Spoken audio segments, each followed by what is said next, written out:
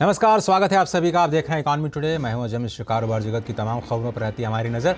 आपको बताएंगे कि प्रधानमंत्री का क्या कुछ कार्यक्रम है तमिलनाडु, केरल और महाराष्ट्र में, और क्यों पेटीएम के शेयर्स लगातार टूट रहे हैं। एक बड़ा भूचाल पेटीएम के कंपनी में देखा गया है। लेकिन उससे पहले आज की टॉप लाइन्स पर निगाह डालते हैं।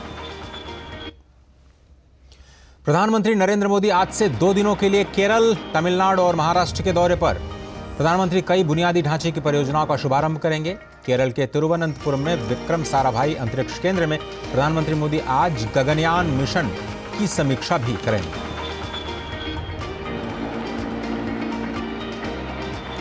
वित्त मंत्री निर्मला सीतारमण ने सोमवार को रेगुलेटरी इश्यूज को लेकर के करीब 50 फिनटेक कंपनियों के साथ मीटिंग की, जिसमें उन्होंने रेगुलेटरी नियमों का सख्ती के साथ पालन करने की हिदायत दी। इसके अलावा केवाईसी नॉर्म्स और कंप्लायंसेस को लेकर के चर्चा हुई। मीटिंग में रेजर पे, फोन पे, गूगल पे, जोरेधा और अमेजन पे सहित प्राइवेट सेक्टर की कई फिनटेक कंपनियों के शीर्ष अधिकारियों ने हिस्सा लिया। पेटीएम के बोर्ड से विजय शेखर शर्मा ने इस्तीफा दे दिया है। कंपनी के बोर्ड में अब सेंट्रल बैंक इंडिया के पूर्व chairman Srinivasan Sridhar, retired IAS Devendranath Sarangi, bank of Baroda के पूर्व एग्जीक्यूटिव डायरेक्टर अशोक कुमार गर्ग और रिटायर्ड आईएएस रजनी शेखरे शिब्बल शामिल होंगी। और सप्ताह के दूसरे कारोबारी दिन आज गिरावट के साथ खुले भारतीय शेयर बाजार। कल कारोबार के आखिर में लाल निशान के साथ बंद हुए थे शेयर बाजार सेंसेक्स और निफ्टी।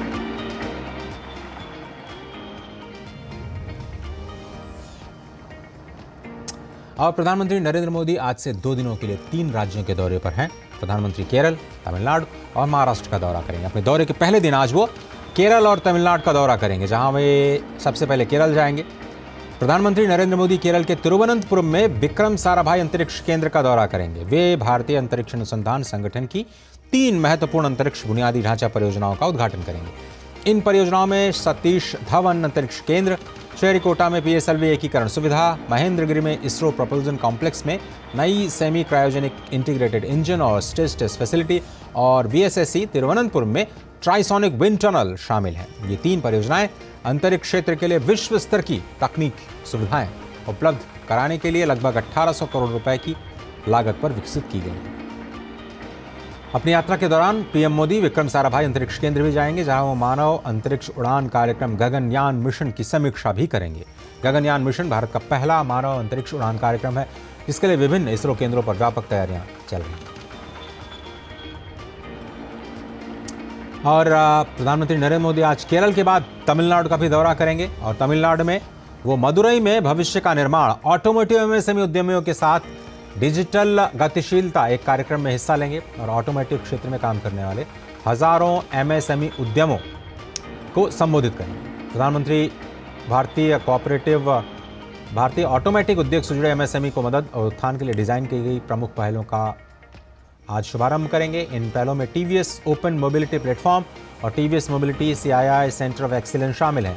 ये पहल देश में एमएसएमई के विकास का समर्थन करने और उन्हें संचालन को औपचारिक बनाने, वैश्विक मूल्य श्रृंखलाओं के साथ एकीकृत करने और आत्मनिर्भर बनने में मदद करने के प्रधानमंत्री के दृष्टिकोण को साकार करने की दिशा में अगला कदम हो सकता है।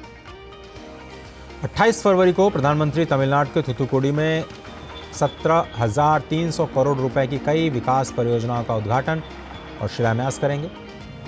वे एक सार्वजनिक कार्यक्रम में वीओ चिदम्बरनार बंदरगाह पर आउटर हार्बर कंटेनर टर्मिनल की आधारशिला रखेंगे। वीओ चिदम्बरनार बंदरगाह को देश का पहला हरित हाइड्रोजन हब बंदरगाह बनाने के उद्देश्य से कई अन्य परियोजनाओं का भी उद्घाटन किया जाएगा। प्रधानमंत्री हरित नौका पहल के तहत भारत के पहले स्वदेशी हरित हाइड्रोजन ईंधन सेल अंतर्देशीय जलमार्ग जहाज का भी शुभारंभ करेंगे। इस जहाज का निर्माण कोचीन शिपयार्ड में किया गया है। पीएम मोदी तमिलनाडु में लगभग 4,586 करोड़ रुपए की लागत से विकसित 4 सड़क परियोजनाओं को भी राष्ट्र को समर्पित करेंगे।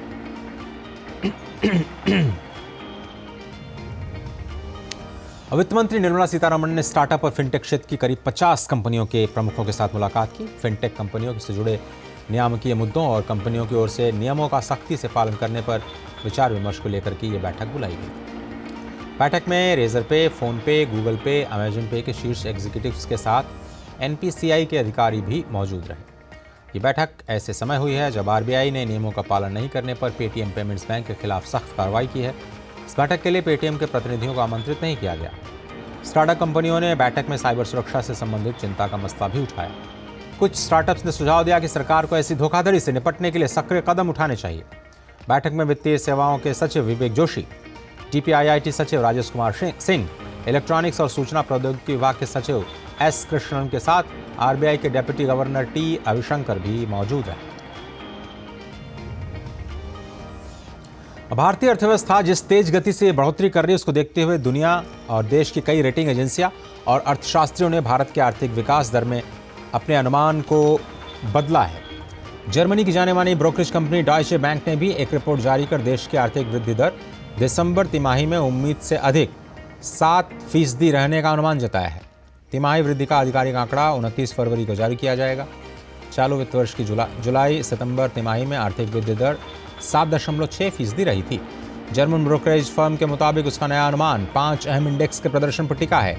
इसमें industrial production, exports, import, bank credit और कंज्यूमर गुड्स का प्रदर्शन शामिल है। ब्रोकरेज फर्म का कहना है कि उसने 65 अन्य इंडिकेटर्स की भी स्टडी की है। ये सभी संकेत दे रहे हैं कि दिसंबर तिमाही में भारत की GDP ग्रोथ 7% रहेगी। भारतीय अर्थव्यवस्था की तारीफ करते हुए जर्मन ब्रोकरेज फर्म ने कहा, पिछले साल रूस और यूक्रेन के बीच युद्ध के चलते दुनिया भर के देश प्रभावित हुए, लेकिन इसके बावजूद भारतीय अर्थव्यवस्था का प्रदर्शन काफी शानदार रहा। कोविड से पहले भी भारत की अर्थव्यवस्था काफी तेजी के साथ आगे बढ़ रही है। आज भी भारत का जो ग्रोथ मोमेंटम है वो अनुमान से कहीं ज्यादा बेहतर है। ब्रोकरेज कंपनी का कहना है कि 29 फरवरी को आधिकारिक डेटा जारी होने के बाद वित्त वर्ष 2024 के लिए 6.8% के ग्रोथ अनुमान की भी वो समीक्षा करेंगे। जर्मन ब्रोकरेज के मुताबिक लंबी अवधि में भारत की GDP ग्रोथ 6 से 6.5% रहने की उम्मीद, जो बाकी इमर्जिंग मार्केट्स के मुकाबले काफी ज्यादा है। ब्रोकरेज कंपनी ने आर्थिक मोर्चे पर भारत के अच्छे प्रदर्शन की वजह सरकार की अच्छी नीतियों को बताया। एक छोटा सा ब्रेक, देखते रहिए इकोनॉमी टुडे। ब्रेक के उस पार शेयर मार्केट और उस पर चर्चा। साल, बरस और सदी नहीं, एक युग गुजर जाएगा। उम्र न पूछो वंडर की, जब फर्क नजर आएगा। वंडर सीमेंट, फर्क नजर आएगा। मौसम को अपने पैशन के बीच जो नहीं आने देते, मैं उनका फैन। मेरी तरह SBI भी आपका फैन है, इसलिए SBI आपके लिए थोड़ी एक्स्ट्रा मेहनत करता है। तो excellent customer service, assistance to MSMEs और टेक्नोलॉजी ड्रिवन बैंकिंग सॉल्यूशंस। घर छोड़ दूं, SBI बदल रहा है क्योंकि हम एक बदलते देश के फैन हैं। SBI, देश का फैन। मार्केट में तो बहुत सारे टैक्स सेविंग इन्वेस्टमेंट्स हैं, लेकिन मेरी नजर में NPS से बढ़िया और कुछ नहीं। प्रेजेंटली जो मेरा बैंक अकाउंट है, उसी की नेट बैंकिंग ऐप के थ्रू मैंने अपना NPS ओपन किया। अब NPS की ऐप के थ्रू मेरी इन्वेस्टमेंट कितनी है, कितने रिटर्न्स मिल रहे हैं, बहुत इजीली ट्रैक हो जाता है। अब तो इसमें सिस्टमैटिक लमसम विड्रॉल का ऑप्शन भी आ गया है, व्हिच इज ग्रेट। अपने बेहतर कल को सुनिश्चित करने के लिए NPS जरूरी है। स्वागत है आप सभी का, आप देख रहे हैं इकोनॉमी टुडे और अब बात कर लेते हैं बाजारों की। आज गिफ्ट निफ्टी की शुरुआत के साथ ही आज के बाजारों का रुख देखते हैं कैसा रहा और आपको बताएंगे सेंसेक्स और मार्केट कैसे ओपन हुए। 55 अंक की गिरावट के साथ आज गिफ्ट निफ्टी ने संकेत दिए नेगेटिव बायस के साथ, और सेंसेक्स और निफ्टी की ओपनिंग कैसी रही वो आपको बताते हैं। सेंसेक्स 65 अंक नीचे 72,724 के स्तर पर खुला। वहीं निफ्टी में भी गिरावट के साथ शुरुआत हुई है, लेकिन अब बाजार संभलते हुए दिखाई दे रहे हैं। 17 अंक नीचे 22,104 के स्तर पर निफ्टी 50 की ओपनिंग हुई, लेकिन इस वक्त सेंसेक्स देखें तो 33 अंक ऊपर कारोबार करता हुआ नजर आ रहा है और निफ्टी 12 अंक ऊपर कारोबार कर रहा है। नेगेटिव बायस के साथ जो शुरुआत हुई थी वो अभी भी थोड़ी सी बेटर होती हुई जा रही है। बाजार संभलते हुए नजर आया। UltraTech cement, TCS, HCL technology, Infosys और LTIM में इस वक्त आधे से 1% की बढ़त दिखाई दे रही है। ONGC, axis bank, doctor Reddy's, power grid और मारुति के शेयर्स में करीब 0.25% से 1% के करीब गिरावट दर्ज की जा रही है। डाउ जोन्स फ्यूचर्स 33 अंक नीचे, S&P 500 13 अंक नीचे, नैस्डैक 7 अंक नीचे कारोबार करता हुआ नजर आ रहा है। फायदा बाजार के आंकड़े अमेरिकी बाजारों के आपकी स्क्रीन पर। यूरोपियन मार्केट्स का रुख करते हैं। FTSE लंदन के बाजार में 21 अंकों की गिरावट, फ्रांस के CAC में 36 अंक की गिरावट, जर्मनी का डैक्स फ्लैट कारोबार कर रहा है 17,423 के स्तर पर। एशियाई बाजारों में गिरावट का दौर आज दिखाई दिया। जापान करीब 60 अंक नीचे, निक्की 225, हैंगसेंग हांगकांग का 168 अंक नीचे और कॉस्पी दक्षिण कोरिया का 12 अंक नीचे 2,634 के स्तर पर कारोबार करता हुआ कॉस्पी। क्रूड ऑयल की बात करें, 82.45 डॉलर प्रति बैरल का स्तर दिखाई दे रहा है। बाजार की हलचलों पर हमारे साथ बात करने के लिए चर्चा के साथ इस वक्त जुड़ रहे हैं डॉक्टर रवि सिंह, जो कि DRS फिनवेस्ट के फाउंडर हैं। बहुत बहुत धन्यवाद डॉक्टर रवि सिंह, वक्त निकालने के लिए। स्वागत है आपका। मुझे उम्मीद है आपको मेरी आवाज़ मिल रही है। नमस्कार। और सबसे पहले तो जो सभी के मन में दिमाग में ये सवाल होगा, पेटीएम का क्या होगा। सभी लोगों ने आज जो सुबह देखी होगी खबर, जिन्होंने भाई इस्तीफा हो गया, नया बोर्ड गठित कर गया, पेटीएम के शेयर्स का क्या होगा, पेटीएम बंद तो नहीं हो जाएगी। पहले वहाँ पर कुछ संशय के बादल छांटें, उसके बाद आगे बढ़ते हैं। जी बिल्कुल अजय जी, आपने बहुत ज़्यादा बड़ा संकट था और जिस तरीके से उम्मीद थी यहाँ पर इन्वेस्टर को, वैसे अभी तक काफ़ी हद तक नुकसान हो चुका है, क्योंकि आईपीओ प्राइस से अगर देखें तो आज पेटीएम के प्राइसेस 421 रुपए के पास हैं, तो बहुत बड़ा नुकसान यहाँ पर इन्वेस्टर को झेलना पड़ा। लेकिन फिलहाल मुझे ऐसा लगता है कि आरबीआई जो है वो यहाँ पर सहारा जरूर देती है, और ऐसे अगर कोई भी दुविधा अगर आती है तो उसका जिस तरीके से सोल्यूशन निकलता है वो बहुत ही अच्छा है। और मुझे ऐसा लगता है कि अभी जब यहाँ पर जो नया बोर्ड बना है उसके बाद से वापस से अब जो है वो कारोबार उनका पटरी पे आता हुआ नजर आएगा। लेकिन फिलहाल अभी भी यहाँ पर जिस हिसाब से अभी मोमेंटम है उसमें अभी फ्रेश बाय करने की रिकमेंडेशन बिल्कुल भी नहीं होगी। थोड़ा सा वेट एंड वॉच की पॉलिसी रखनी चाहिए। जैसे जैसे क्लियरिटी आएगी वैसे वैसे यहाँ पर जो है वो स्टॉक में वापस से परफॉर्मेंस और वापस से अपट्रेंड लौटता हुआ सा नजर आएगा। लेकिन फिलहाल अभी 1 से 2 हफ्ते तक एक कंसोलिडेशन यहाँ पर देखने को मिल सकता है। और जहां तक पेटीएम की बात की जाए, देखिए बिजनेस अच्छा रहा है, आइडिया अच्छा है, लेकिन फिर भी मैनेजमेंट का कहीं ना कहीं से बहुत बड़ा इशू होता है। अगर मैनेजमेंट अच्छा नहीं होता तो उसका इंपैक्ट जो है वो आपके सामने यहाँ पर देखने को मिला। तो ये मैनेजमेंट में ही चेंज रहेगा या फिर कुछ एक्विजिशंस भी हो सकते हैं? कुछ बड़ी बातें हो रही हैं बाजारों में कि कोई बड़ी कंपनी शायद पेटीएम को टेक ओवर कर ले।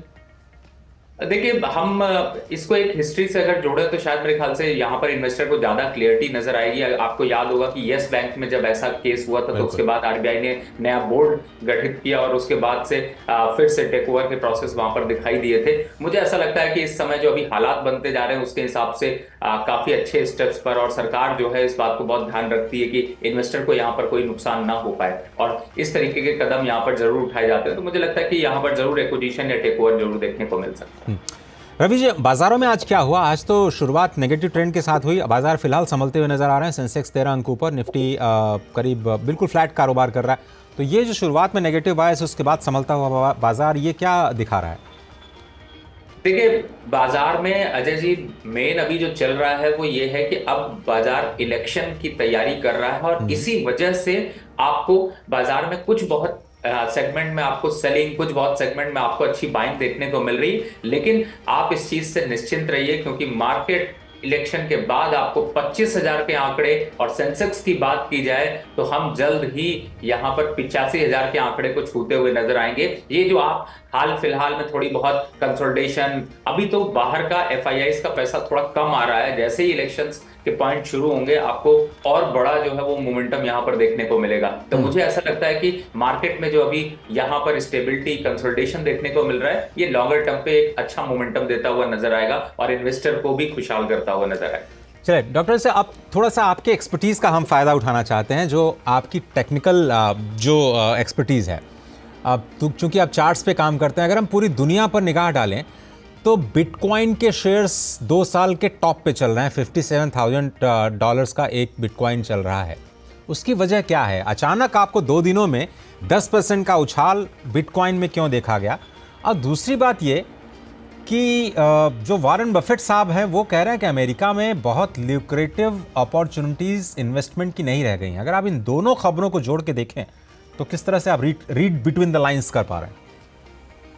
देखिए सबसे बड़े अजय जी आपने बहुत इंपॉर्टेंट पॉइंट यहाँ पर बोला है, और मैं आपके जो आपने अभी ब्रेक से पहले आपने जो अभी न्यूज बताई थी, कल हमें भी मौका मिला प्रधानमंत्री जी को सामने से सुनने का एक इवेंट में, और उन्होंने कल वहां पर अपने सारे इवेंट बताया। उन्होंने एक बहुत कुछ पॉइंट मैं आपको वहां पर हाईलाइट करता हूं जिससे आपको भारत की ग्रोथ का पता चलेगा और बाहर के विदेशी अब क्यों इंडिया आएंगे उसका एक बहुत बड़ा रीजन यहाँ पर नजर आएगा। सबसे पहले तो देखिए हम कल जब प्रधानमंत्री जी भाषण दे रहे थे उसमें बड़ी इंपॉर्टेंट एक बात कही कि 2001 से जो प्रोजेक्ट रुके हुए थे 2014 में उन्होंने पहले टाइमलाइन किए और 2023 में आज स्थिति ये है, यानी कि आज देखा जाए तो 10 सालों में प्रधानमंत्री जी ने 500 से ज्यादा ऐसे प्रोजेक्ट जो रुके रहे उनको आगे लेकर आए और उनको यहां पर एक सिर्फ ये नहीं किया कि उसका डेवलपमेंट हुआ, वो सारे प्रोजेक्ट कंप्लीट हो चुके हैं। कुछ एक एग्जांपल देते हैं, जैसे कि IMSA की बात करें या फिर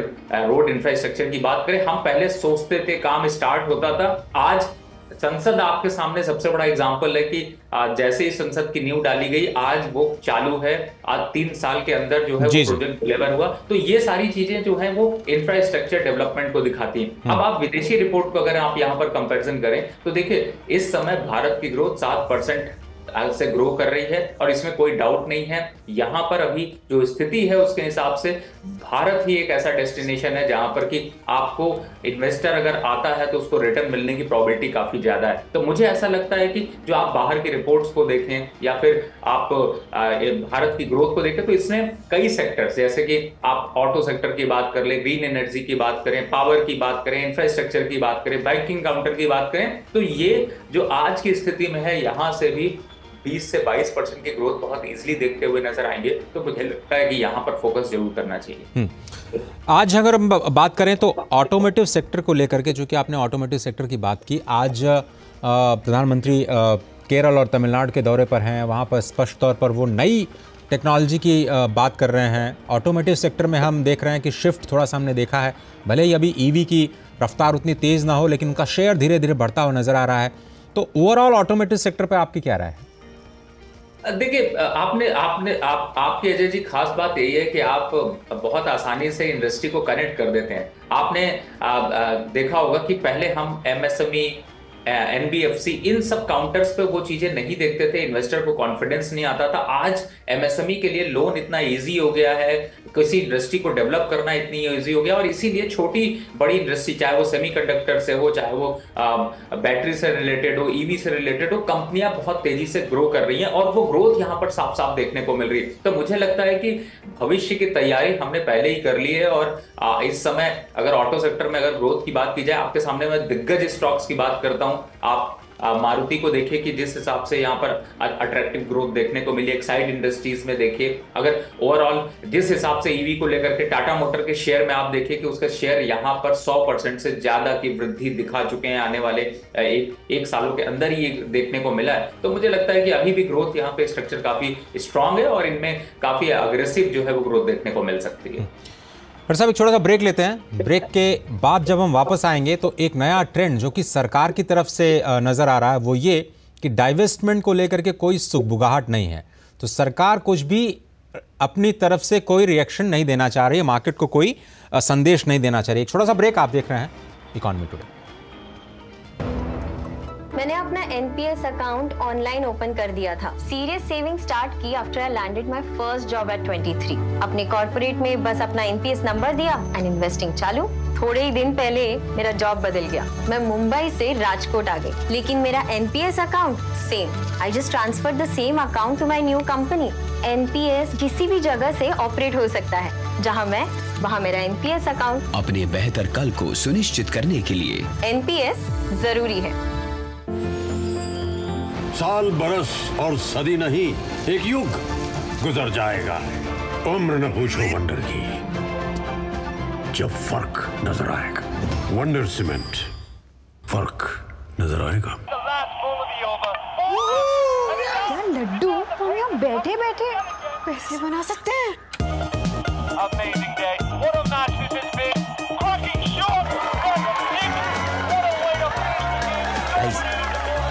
मैं तुम्हारे बिजनेस आइडिया का बड़ा फैन। अब बिजनेस चाहे जो भी, SBI का करंट अकाउंट तो चाहिए ना। SBI करंट अकाउंट से सिंप्लीफाइड बिजनेस ट्रांजैक्शन और ग्रेट कस्टमर सर्विस। SBI, देश का फैन।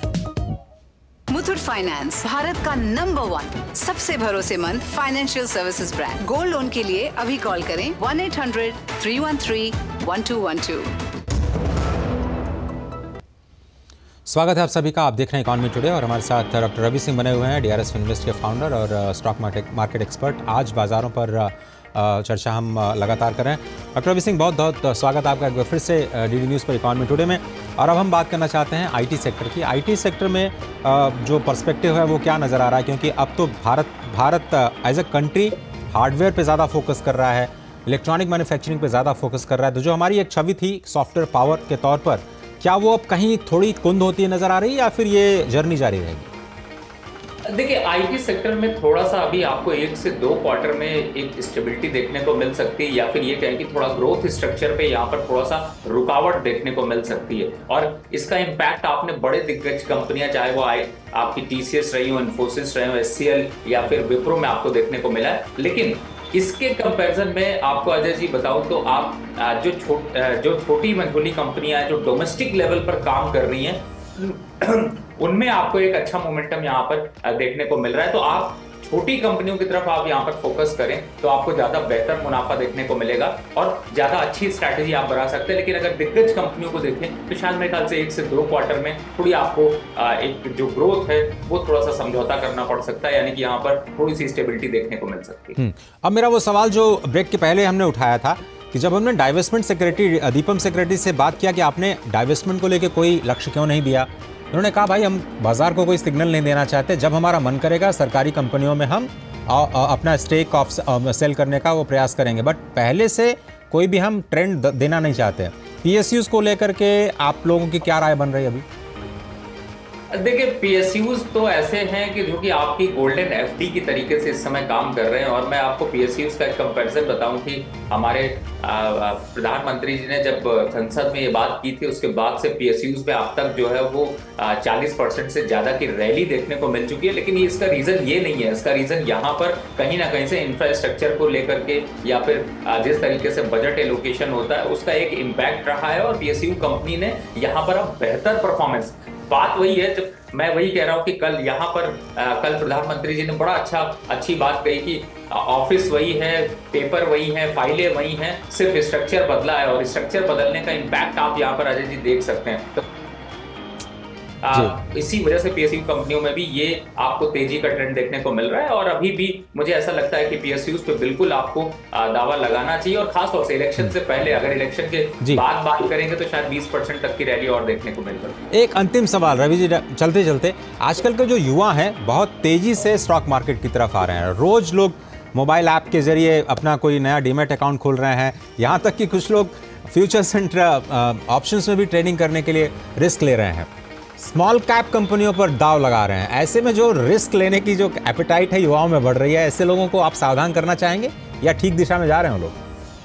देखिए, बिल्कुल आपने अजय जी आपने युवाओं की जड़ की बात की है। मैं यहाँ पर एक चीज जरूर बोलना चाहूंगा। पहली बात है कि आप लोग फ्यूचर एंड ऑप्शन में ट्रेड करने से बचें, थोड़ी स्ट्रैटेजी को समझें, बनाएं, तब ट्रेड करें। और जो सबसे इंपॉर्टेंट पॉइंट है कि यहाँ पर सोशल मीडिया पर आप देखिए, जो आरबीआई जो कहती है, जो यहाँ पर सेबी कहता है, वो ये कहता है फ्यूचर एंड ऑप्शन में जो ट्रेड करते हैं उसमें 10 में से 9 लोगों को नुकसान होता है। लेकिन जब आप इन्फ्लुएंसर्स और यूट्यूब और इंस्टा और फेसबुक देखते हैं तो आपको लगता है कि 100 में से 99 लोगों को प्रॉफिट होता है। तो इस इल्यूजन से बचें, सही राय लें, सही ब्रोकर से समझें। और मैं एक बात अजय जी बता दूं कि स्टॉक मार्केट से बड़ा कोई बिजनेस नहीं है। और उसका एक बहुत बड़ा रीजन है, चाहे आप आईटी कंपनी में काम कर रहे हो, मेडिकल में काम कर रहे हो, डिफेंस में काम कर रहे हो या किसी भी सेगमेंट में काम कर रहे हो, स्टॉक मार्केट एक ऐसा है जो कि सबको आकर जोड़ता है और सबका जो एक अट्रैक्शन है वो स्टॉक मार्केट की तरफ बना रहता है। लेकिन संभल कर निवेश करें, खतरे से जरूर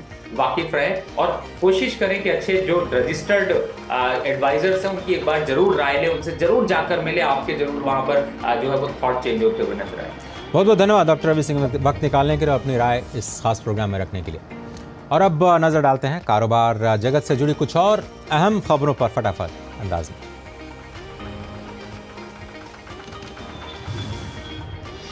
भारतीय रिजर्व बैंक के एक्शन के बाद से पेटीएम बैंक में भारी उतार चढ़ाव देखने को मिल रहा है। पेटीएम पेमेंट बैंक के चेयरमैन पद से विजय शेखर शर्मा ने इस्तीफा दे दिया है।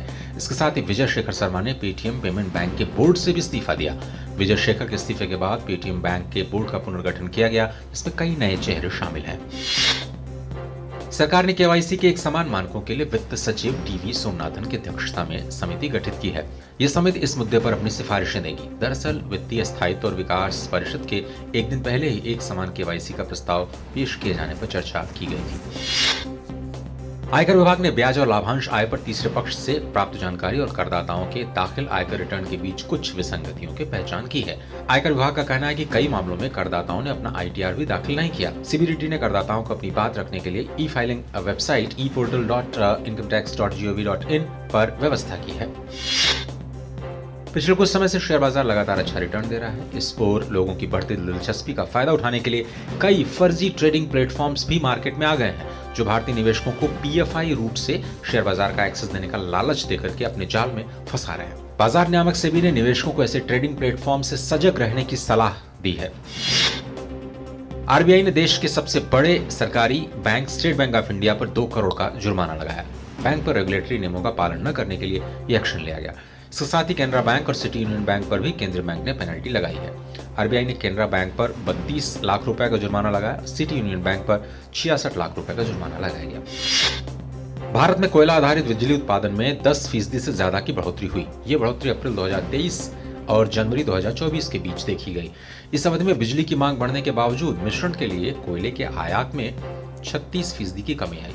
अप्रैल 2023 से जनवरी 2024 के बीच मिश्रण के लिए कोयले का आयात 30 मीट्रिक टन से घटा 19 मीट्रिक टन पर आ चुका है। बिटकॉइन के दाम 2 सालों के उच्चतम स्तर पर पहुंच चुके हैं। एक कॉइन की कीमत $57,000 के पार पहुंच चुका है। लगातार 2 सेशंस में 10% से ज्यादा बढ़ चुके हैं बिटकॉइन के दाम। रिकॉर्ड प्रॉफिट के बाद वॉरेन बफेट के बर्कशायर हैथवे के शेयरों में उछाल देखा गया। कंपनी का टर्नओवर $1 ट्रिलियन को पार कर गया। सालाना न्यूज़लेटर में अब कंपनी ने कहा है कि अमेरिका में निवेश का बेहतरीन अवसर मौजूद नहीं है। विप्रो और नोकिया ने उद्यमों के लिए 5G निजी वायरलेस लॉन्च किया, जिससे उनके डिजिटल परिवर्तन को बढ़ाया जा सके। तो फिलहाल आज के इकोनॉमी टुडे में सिर्फ इतना ही। पूरी टीम को दीजिए इजाजत। आगे है न्यूज़ एट 10 भावना नैयर के साथ। देखते रहिए DD न्यूज़। नमस्कार।